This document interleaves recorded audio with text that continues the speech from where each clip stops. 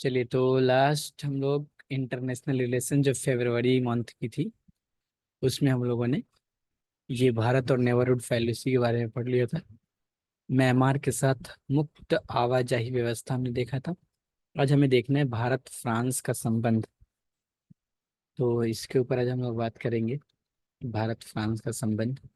Polity governance मैंने पहले topic clear कर लिया। 4 मंथ का मैंने एक साथ कर रहा है, 4 4 मंथ का हम लोग कर रहे हैं। आज हमें देखना है भारत और फ्रांस का रिलेशन कैसे रहा।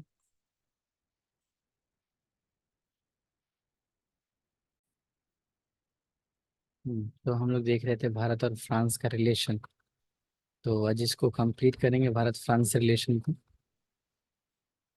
क्या है, भारत फ्रांस गणतंत्र दिवस समारोह में मुख्य अतिथि के रूप में फ्रांसीसी राष्ट्रपति ने भारत यात्रा की थी। इस यात्रा के दौरान भारत और फ्रांस ने रक्षा उत्पादन पर सहयोग के लिए रक्षा औद्योगिक रोड मैप की घोषणा की थी। डिफेंस इंडस्ट्रियल रोड मैप की घोषणा की गई है। अन्य संबंधित तथ्य इसके साथ देखें तो इस रोड मैप का उद्देश्य दोनों देशों के रक्षा औद्योगिक क्षेत्रकों के बीच एकीकरण को और बढ़ाना है। साथ ही सह डिवीजन, सह विकास और सह उत्पादन के अवसर की पहचान करने के लिए मिलकर कार्य करने में मदद करना है। रक्षा औद्योगिक सहयोग वैज्ञानिक तकनीक, डिजिटल, मटेरियल साइंस आदि क्षेत्रों में व्यापक प्रगति का समर्थन करेगा, ताकि 2047 तक विकसित भारत के विजन को साकार किया जा सके।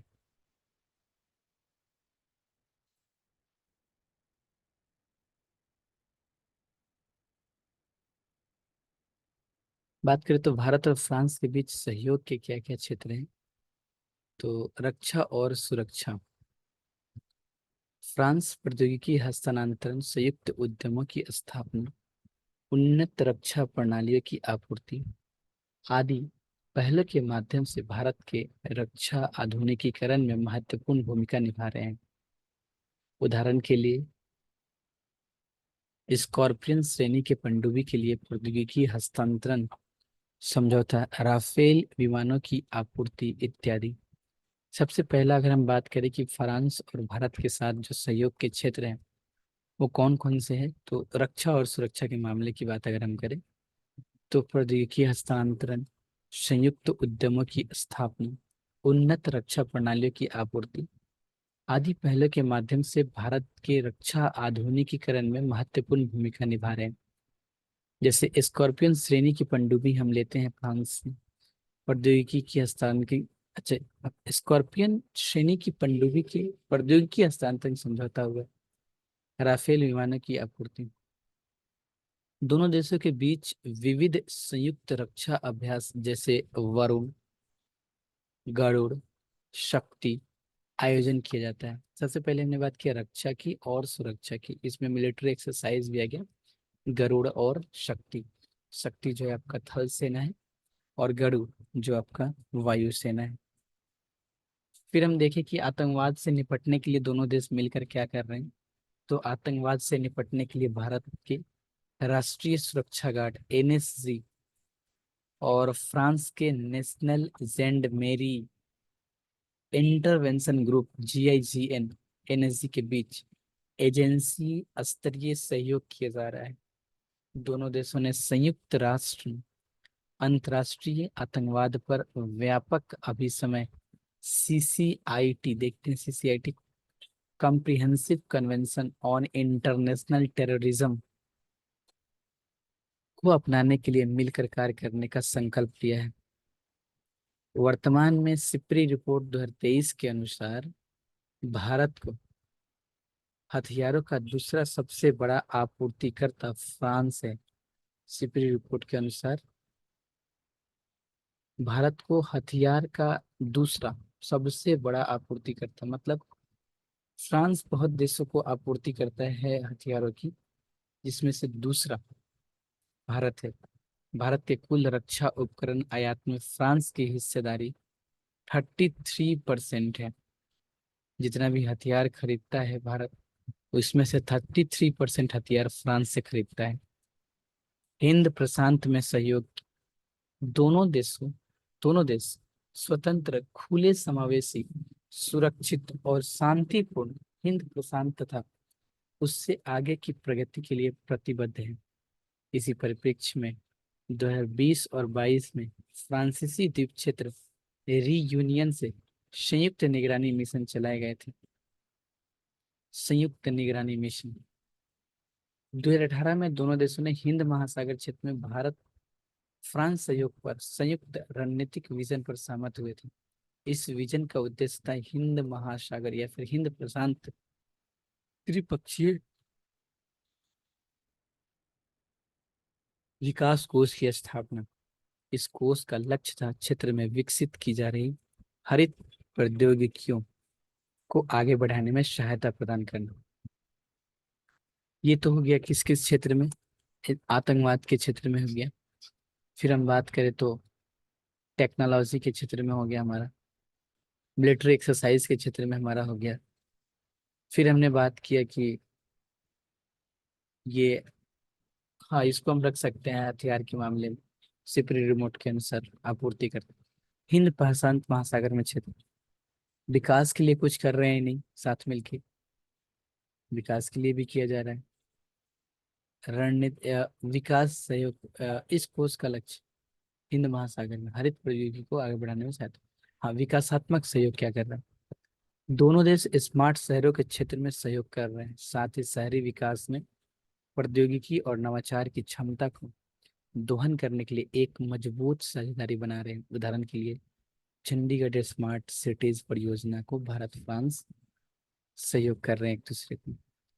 आर्थिक और व्यापारिक समर्थन के बारे में अगर हम बात करें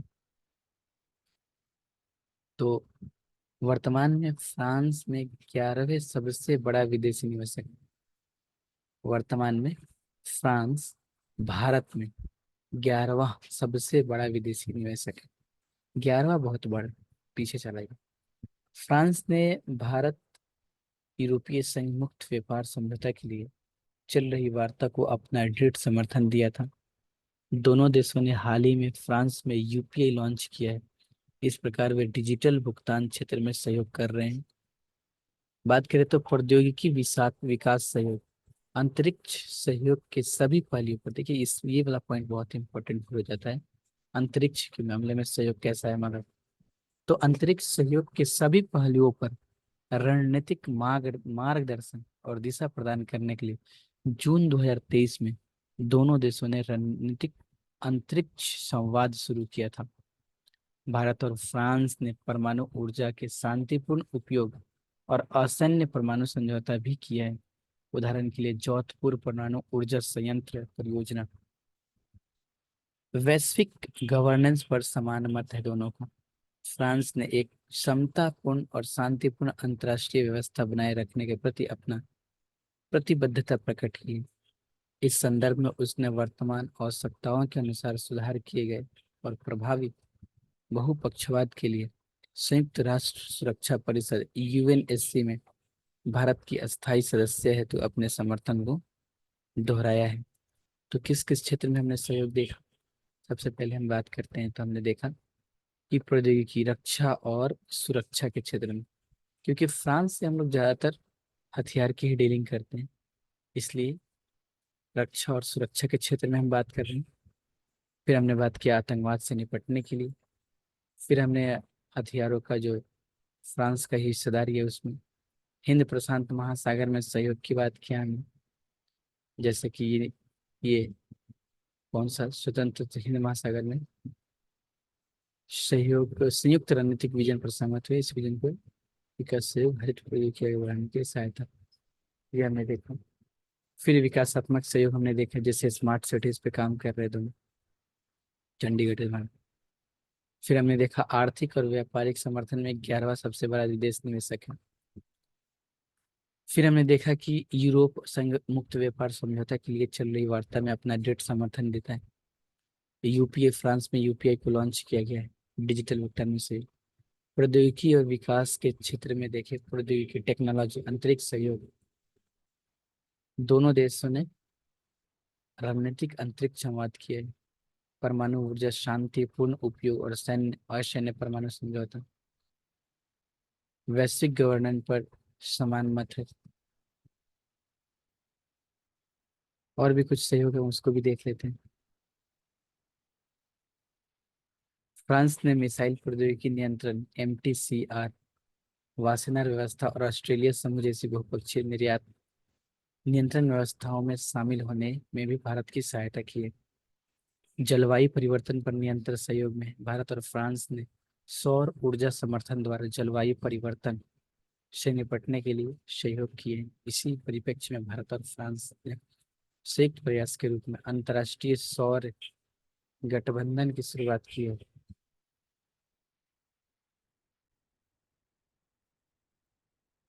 फिर जलवायु परिवर्तन पर नियंत्रण के लिए जो अंतर्राष्ट्रीय सौर संगठन है, ये हमने देखा।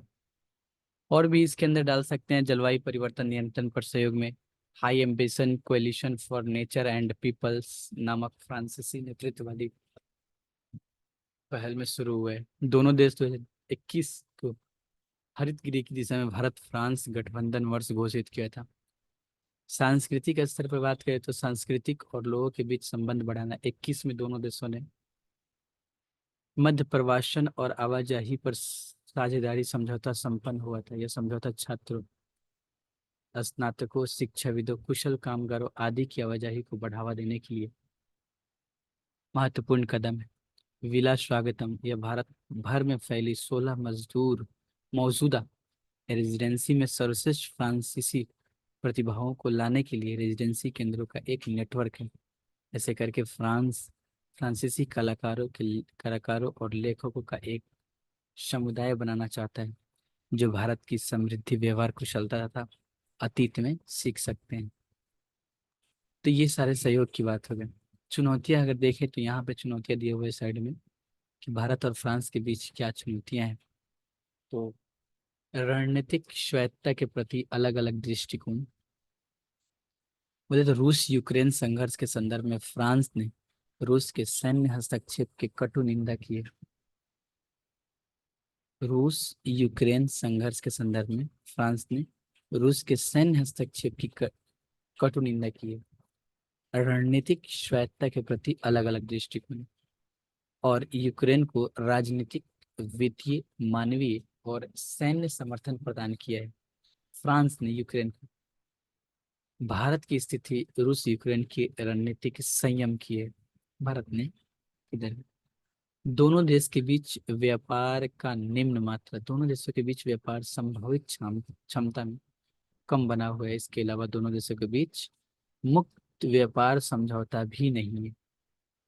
बात करें जोधपुर की, जोतापुर महाराष्ट्र के परमाणु ऊर्जा रिएक्टर के कार्यान्वयन के दोनों पक्षों की ओर से कई मुद्दे उठाए गए हैं, जैसे कि तकनीकी, वित्तीय और सैन्य परमाणु दायित्व संबंधी मुद्दे।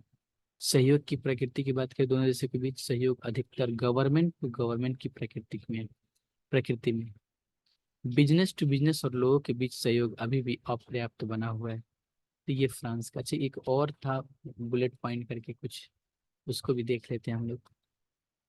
हाँ, यहाँ पे ये अन्य प्रमुख परिणाम की बात करें तो दोनों देशों के नेताओं ने ऑस्ट्रेलिया के साथ त्रिपक्षीय सहयोग को फिर से सशक्त करने, संयुक्त अरब अमीरात के साथ सहयोग को गहन करने और क्षेत्र में नए सहयोगी तलाशने के प्रति प्रतिबद्धता व्यक्त की है।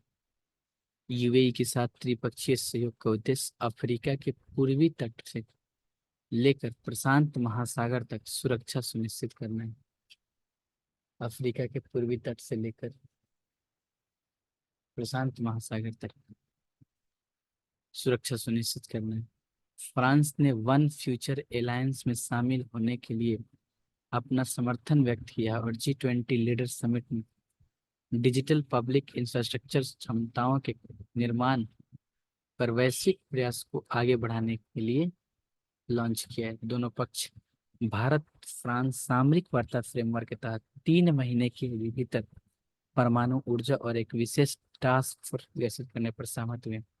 और बहुत सारे पॉइंट है, इतने पॉइंट याद नहीं रखने हैं। भारत फ्रांस संबंधों की टाइमलाइन की बात करें, 1948 की बात करें तो भारत भारत ने फ्रांस के साथ राजनयिक संबंध स्थापित किए।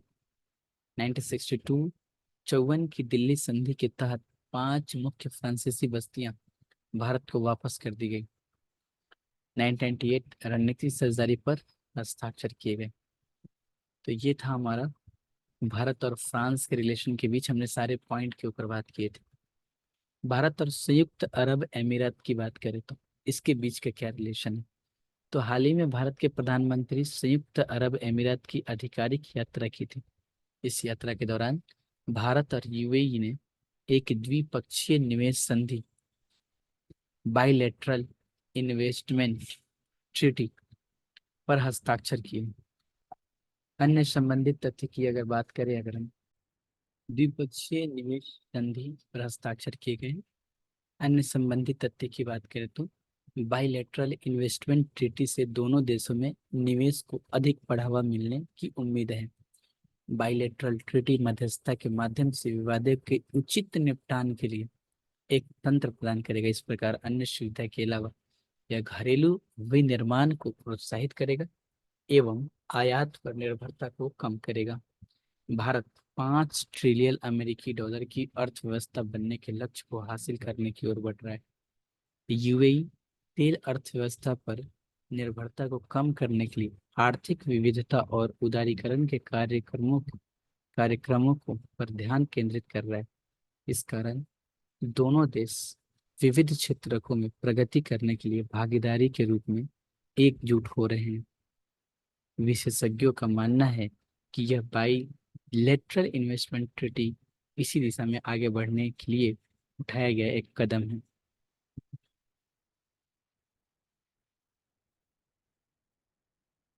बात करें अगर हम कि यूएई और इसके संबंध के बारे में, भारत के संबंध के बारे में, तो भारत यूएई के बीच राजनयिक संबंधों की शुरुआत 1972 में हुई थी। 2015 एक ऐसा वर्ष था है जब दोनों देशों के बीच एक रणनीतिक साझेदारी की शुरुआत हुई। 15 में पहली बार इस साझेदारी को आगे बढ़ाते हुए दोनों देशों ने 2022 में व्यापक आर्थिक साझेदारी पर कॉम्प्रिहेंसिव इकोनॉमिक पार्टनरशिप एग्रीमेंट पर हस्ताक्षर किए। इसका उद्देश्य द्विपक्षीय व्यापार को $100 बिलियन तक बढ़ाना है। बात करें अगर दोनों देशों के बीच सहयोग के प्रमुख क्षेत्र क्या है, तो आर्थिक और वाणिज्यिक सहयोग है। अप्रैल 2000 से 2023 के बीच यूएई में भारत में यूएई का निवेश का लगभग 20 से 21 बिलियन अमेरिकी डॉलर होने का अनुमान है। इसमें से 15.5 बिलियन अमेरिकी डॉलर प्रत्यक्ष एफडीआई के रूप में, जबकि शेष पोर्टफोलियो एफपीआई के रूप में निवेश है। फिनटेक सहयोग की बात करें तो दोनों देशों ने अग्रलिखित त्वरित भुगतान प्लेटफॉर्म को जोड़ते हुए समझौते किए हैं। यूपीआई भारत और आने संयुक्त अरब अमीरात तथा घरेलू डेबिट कार्ड रुपए भारत और संयुक्त अरब अमीरात जैवान फिनटेक से दोनों देशों के अग्रलिखित भुगतान प्लेटफॉर्म को जोड़ने हेतु समझौता किए। यूपीआई और आनी को, और इधर रुपए को और जैवान को, इन दोनों को जोड़ने की पर हस्ताक्षर किए, समझौता किए। भारत की ऊर्जा सुरक्षा की बात करें तो यूएई भारतीय बाजार के लिए कच्चे तेल, एलएनजी और एलपीजी का एक महत्वपूर्ण आपूर्ति करता है। बहुपक्षीय सहयोग बात करें तो दोनों देश ब्रिक्स, I2U2, यूएफआई, त्रिपक्षीय सहयोग जैसे अलग अलग मंचों का हिस्सा है। I2U2 भारत, इजराइल, संयुक्त अरब अमीरात और संयुक्त राज्य अमेरिका। यूएफआई की बात करें हम तो संयुक्त अरब अमीरात और France, Bharat. You for UAE, संयुक्त अरब अमीरात, एफ फॉर फ्रांस और भारत। बात करें कि प्रवासी समुदायों और लोगों के बीच संबंध है। यूएई में लगभग 3.5 मिलियन से अधिक भारतीय लोग रहते हैं, जो यूएई की आबादी का लगभग 35% है। यूएई की पॉपुलेशन का लगभग 35% भारतीय है।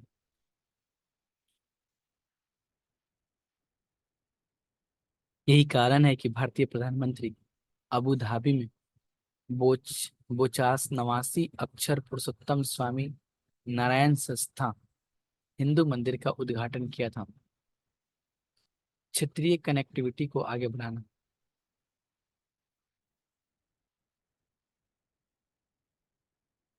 क्षेत्रीय कनेक्टिविटी को आगे बढ़ाना। भारत भारत मध्य पूर्व यूरोप आर्थिक गलियारे IMEC के माध्यम से क्षेत्रीय कनेक्टिविटी को बढ़ावा मिलेगा। यूरोपीय संघ, France, Germany, Bharat, Italy, Saudi संयुक्त अरब अमीरात और संयुक्त राज्य अमेरिका इस गलियारे के भागीदार हैं। शिक्षा के मामले में बात करें तो संयुक्त अरब अमीरात में CBSE और केरल बोर्ड पाठ्यक्रम का अनुसरण करने वाले कई अंतर्राष्ट्रीय भारतीय स्कूल हैं। इसके अलावा IIT दिल्ली के एक अंतर्राष्ट्रीय कैंपस को अबू धाबी में स्थापित किया जा रहा है। रक्षा सहयोग की बात करें तो दोनों देशों ने रक्षा सहयोग समझौता पर हस्ताक्षर किए हैं। यह समझौता एक संयुक्त रक्षा सहयोग समिति के माध्यम से संचालित है। दोनों देश अंतर्राष्ट्रीय रक्षा प्रदर्शनी और सम्मेलन आईडेक्स तथा नौसेना रक्षा समुद्री सुरक्षा प्रदर्शनी नौडेक्स पर डेजर्ट फ्लैग, डेजर्ट साइक्लोन जैसे सैन्य अभ्यास आदि भी भाग लेते हैं। अंतरिक्ष सहयोग की बात करें तो इसरो और UAE अंतरिक्ष एजेंसी ने शांतिपूर्ण उद्देश्य के बाह्य अंतरिक्ष का अन्वेषण एवं उपयोग के लिए समझौता पर हस्ताक्षर किए। यह I2U2 सहयोग का एक महत्वपूर्ण घटक है। चुनौती की अगर बात करें अगर हम तो क्षेत्रीय अशांति, इसराइल फिलिस्तीन संघर्ष और लाल सागर में मालवाहक जहाजों पर हमलों के कारण क्षेत्र में क्षेत्रीय शांति प्रभावित हो रही है। क्षेत्रीय शांति प्रभावित हो रही है। इसका प्रभाव भारत, मध्य पूर्व यूरोप आर्थिक गलियारे पर भी पड़ सकता है।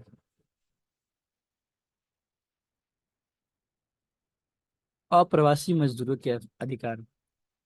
कफाला प्रणाली के कारण संयुक्त अरब अमीरात में नियोक्ताओं को प्रवासी मजदूरों पर अतार्किक अधिकार प्राप्त होता है। इससे मजदूरों के मानवाधिकार का उल्लंघन होता है। इससे अक्सर पासपोर्ट जब्ती, वेतन में देरी और आजीविका की खराब स्थितियों को बढ़ावा मिलता है। व्यापार और बाजार पहुंच में बाधाएं। पक्षपातपूर्ण योग्यता खंड, मध्य पूर्व, यूरोप या विकसित देशों के पक्ष में कृषि रसायन जैसे विविध क्षेत्रकों में व्यापार और बाजार तक पहुंच में बाधाओं के कारण भारत से होने वाला निर्यात प्रभावित होता है।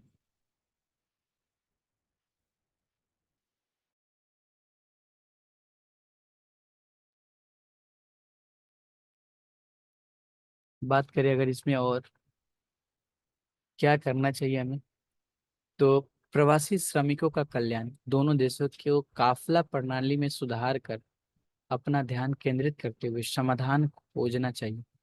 इससे संयुक्त अरब अमीरात में प्रवासी श्रमिकों के अधिकार और कल्याण को सुनिश्चित किया जा सकता है। रक्षा संबंधों को और अधिक मजबूत बनाना, इससे हिंद महासागर क्षेत्र में चीन के प्रभाव को संतुलित करने में सहायता मिलेगी। रक्षा संबंधों को और अधिक मजबूत करना, हिंद महासागर क्षेत्र में चीन के प्रभाव को संतुलित करने में सहायता मिलेगी। जिस प्रकार भारत संयुक्त राज्य अमेरिका और जापान के साथ 2+2 वार्ताएं आयोजित करता है, इसी प्रकार IAUA यूनाइटेड अरब अमीराट्स के साथ 2+2 वार्ता आयोजित की जानी चाहिए। संयुक्त राज्य अमेरिका और जापान के साथ जैसे 2+2 वार्ता होती है, उसी तरह UAE के साथ भी 2+2 होनी चाहिए। गैर शुल्क बाधाओं को कम करना, इससे अलग अलग क्षेत्रों में भारत के लिए निर्यात से संबंधित मुद्दों को समाधान किया जा सकेगा। निर्यात की बात करें तो संयुक्त अरब अमीरात के साथ संबंध भारत के लिए न केवल द्विपक्षीय रूप में बल्कि भारत की विस्तारित पड़ोसी नीति और पश्चिम की ओर देखो के लिए भी महत्वपूर्ण है। भारत संयुक्त अरब अरब अमीरात के संबंधों में तेजी से हो रहे सुधारों से यह पता चलता है कि दोनों देशों के बीच संबंध बेहतर और आशा से भरे हुए तथा सही मार्ग पर है।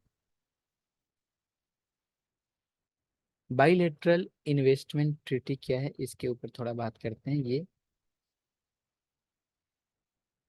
भारत देश में प्रत्यक्ष विदेशी निवेश के अंतर्वाह को बढ़ावा देने के लिए व्यापार भागीदारी के साथ बाईलेटरल इन्वेस्टमेंट ट्रीटी पर वार्ता कर रहा है। द्विपक्षीय निवेश संधि के बारे में कुछ तथ्य के बारे में आते हैं। दो देशों के बीच एक पारस्परिक समझौता है।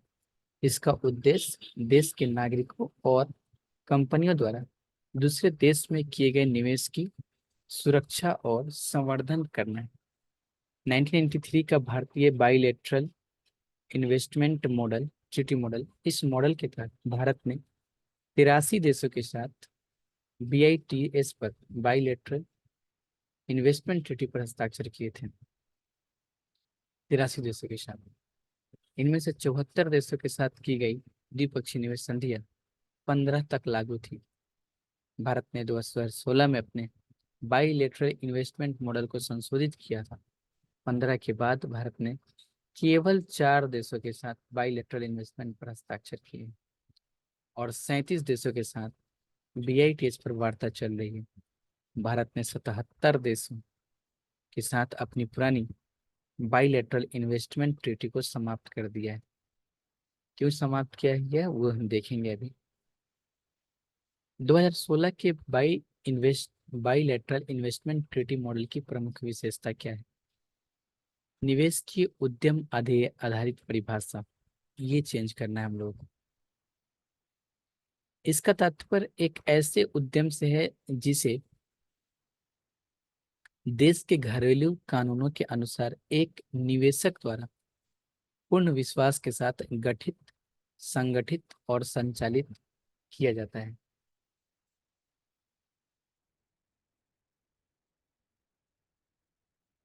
उचित प्रक्रिया के माध्यम से गैर भेदभावपूर्ण व्यवहार, इसके तहत प्रत्येक पक्ष संधिकर्ता देश द्वारा निवेश और निवेशकों को पूर्ण संरक्षण एवं सुरक्षा प्रदान की जाती है। राष्ट्रीय व्यवहार और एक्सप्रोप्रिएशन स्वत्वाधि स्वत स्वत्वाधिकरण के खिलाफ सुरक्षा, इसका इंग्लिश ही देख लेते हैं हम लोग। National treatment and protection against expropriation, कोई भी पक्ष किसी निवेशक के निवेश का प्रत्यक्ष रूप से या उस निवेश के स्वामित्व पर अधिकार कर निवेश का राष्ट्रीयकरण नहीं कर सकता है। निवेशक राज्य विवाद निपटान, इन्वेस्ट स्टेट डिस्प्यूट सेटलमेंट तंत्र, एक विदेशी निवेशक ISDS तंत्र अपनाने के पहले कम से कम 5 वर्ष की अवधि के लिए उस देश के स्थानीय विवाद निपटान तंत्र का उपयोग करना चाहिए। बेहतर और जीवंत बाइलेटरल इन्वेस्टमेंट ट्रीटी की आवश्यकता क्यों पड़ी? तो न्यूनतम गारंटी के रूप में निवेशकों को सुरक्षा प्रदान करना, जैसे राष्ट्रीय व्यवहार, विदेशी निवेशकों के साथ घरेलू कंपनियों के समान व्यवहार करना, अंतर्राष्ट्रीय कानून के अनुसार कंपनियों और निवेशकों के साथ उचित एवं न्याय संगत व्यवहार करना। बात करें तो एक्सप्रोप्रिएशन से सुरक्षा, अर्थात किसी देश द्वारा अपने राज्य क्षेत्र में किए गए विदेशी निवेश पर अधिकार करने की क्षमता को सीमित करना। बेहतर मध्यस्थम तंत्र और निर्बाध विवाद समाधान को बढ़ावा देना। अन्य महत्व की बात अगर करें तो इससे देशों के बीच व्यापार संबंधों को मजबूत किया जा सकेगा। इससे प्रत्यक्ष विदेशी निवेश के अंतर्वाह को बढ़ावा मिलता है और पूंजी को आवाजाही को सुविधाजनक बनाया जा सकता है। बाइलेटरल इन्वेस्टमेंट ट्रीटी 1993 का भारतीय मॉडल था। 83 देशों के साथ 74 देश के साथ की गई द्विपक्षीय 15 तक चली थी। 15 में के बाद जो बात की गई वो सिर्फ 4 देशों के साथ।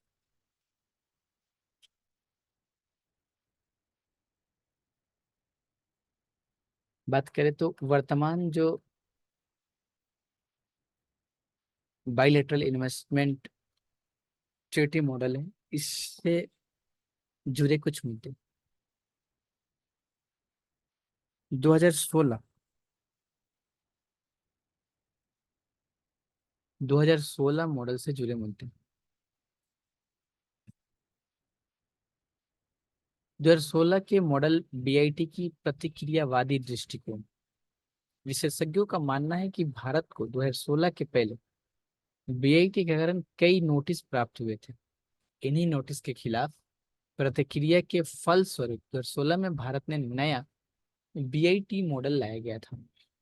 इसमें बहुत सारे अपवाद हैं जो संधिकर्ता देश के दायित्व को कम करते हैं और बीआईटी के तहत दावा करने के लिए आवश्यक शर्तों को बढ़ावा देते हैं, या आवश्यक शर्तों को बढ़ाते हैं। मध्यस्थम तंत्र संबंधी विवाद। मध्यस्थम तंत्र संबंधी तंत्र को सबसे विवादास्पद उपबंध माना जाता है। यह निवेशक को बाइलेटरल इन्वेस्टमेंट ट्रीटी के तहत मध्यस्थम का उपयोग करने से पहले कम से कम 5 वर्ष के लिए घरेलू विवाद समाधान तंत्र के पूर्ण उपयोग पर जोर देता है। निवेश की उद्यम आधारित परिभाषा का मुद्दा।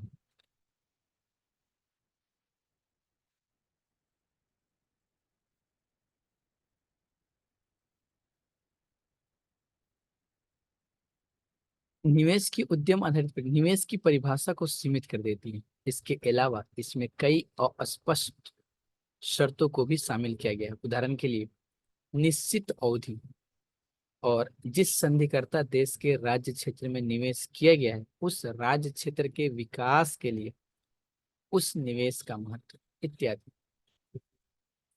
बात करें तो निष्पक्ष और न्याय संगत व्यवहार की उपेक्षा। निष्पक्ष और न्याय संगत व्यवहार मानकों को छोड़ दिया गया है। निष्पक्ष और न्याय संगत व्यवहार मानकों को छोड़ दिया गया।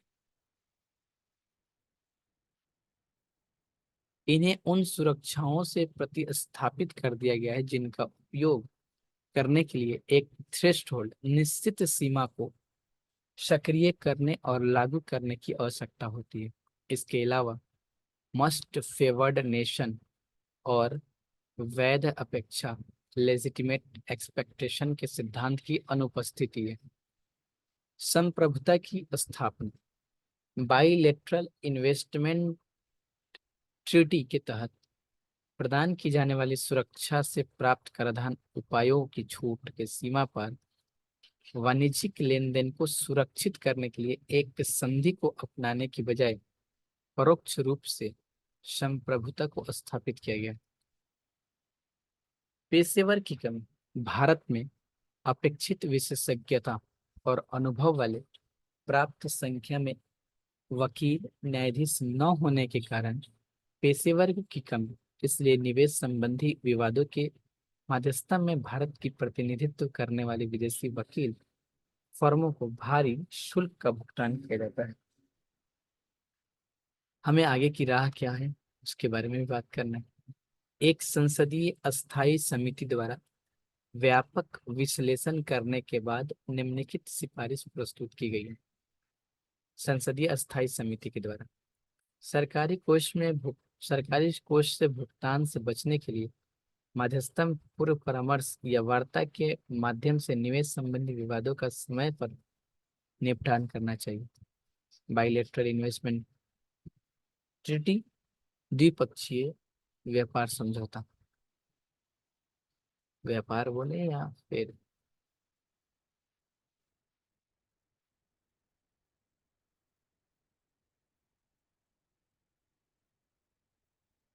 निवेश, द्विपक्षीय निवेश।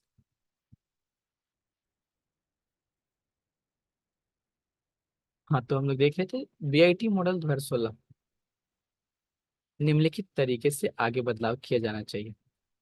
बीआईटी से उत्पन्न विवादों से प्राप्त अनुभवों के आधार पर बीआईटी मॉडल 2016 की निरंतर समीक्षा करनी चाहिए और उसमें सुधार करना चाहिए। ऐसे संधियों ऐसे संधियों के कार्यान्वयन और परिणामों का अध्ययन करने के बाद विकसित देशों द्वारा अपनाई गई बीआईटी की सर्वोत्तम पद्धति और प्रावधानों को ऐसी संधियों में निरंतर शामिल करना चाहिए। घरेलू कानूनी विशेषज्ञता को बढ़ावा। बीआईटी के प्रभावी मसौदे के निर्माण और निवेश से संबंधित विवादों के मध्यस्थम से प्रतिनिधित्व के लिए प्रशिक्षित वकीलों, फर्मों और सरकारी अधिकारियों के माध्यम से घरेलू कानूनी विशेषज्ञता का निर्माण करना चाहिए। नई दिल्ली स्थित अंतर्राष्ट्रीय मध्यस्थम केंद्र को विश्व स्तरीय मध्यस्थम केंद्र के रूप में बढ़ावा देना चाहिए। स्पष्ट और दूरदर्शी बाइलेटरल इन्वेस्टमेंट ट्रीटी का मसौदा बनाना चाहिए।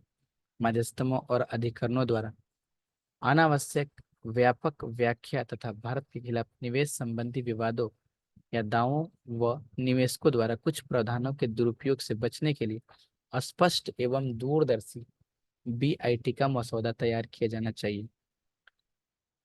तो अभी इतना ही रखते हैं, नेक्स्ट वीडियो में हम बात करेंगे ब्रिक्स के विस्तार की।